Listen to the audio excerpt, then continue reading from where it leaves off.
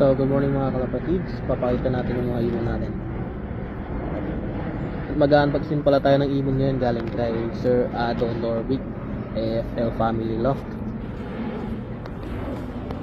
Yun, no?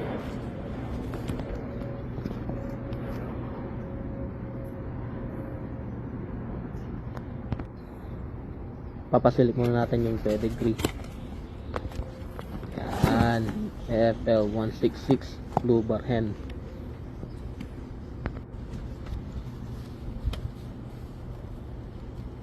Gandang ibon, medium size.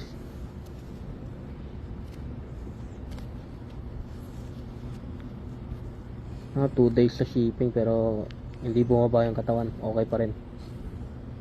Lapad 166 2024 AFL.